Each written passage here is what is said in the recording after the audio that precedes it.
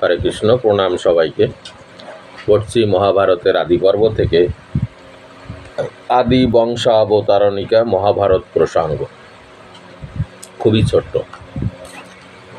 সৌনক কহিলেন, বৎস সুতনন্দন, ভৃগু বংশবর্ণন প্রভৃতি অতি রমণীয় উপাখ্যান সকল কীর্তন করিয়া তুমি আমাদিগকে পরম সন্তুষ্ট করিলে।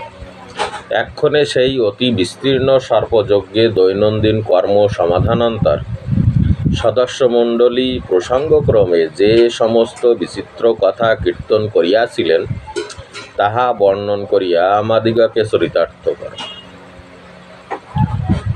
উগ্রশ্রবা কহিলেন, সর্পসত্রে দৈনন্দিন কর্ম অনুষ্ঠানের মধ্যাবকাশে দ্বিজগণ বেদগান করিতেন। তৎপরে মহর্ষি বেদব্যাস মহাভারতীয় উপাখ্যান শ্রবণ করাইতেন।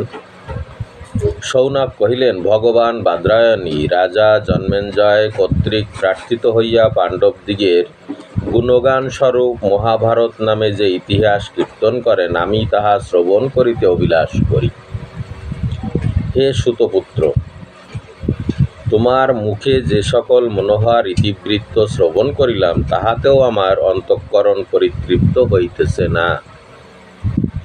অতএব সেই বিশুদ্ধাত্মা মহর্ষির মনসাগর সম্ভূত অমৃত নির্বিশেষে মহাভারতীয় কথা কীর্তন করো।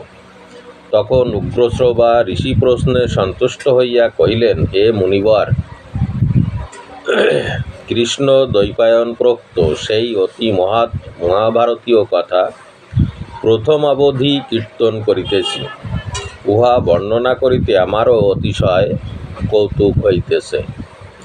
জন্মেঞ্জয়ের সবাই ব্যাসের আগমনের পরবর্তী পর্বে যাব।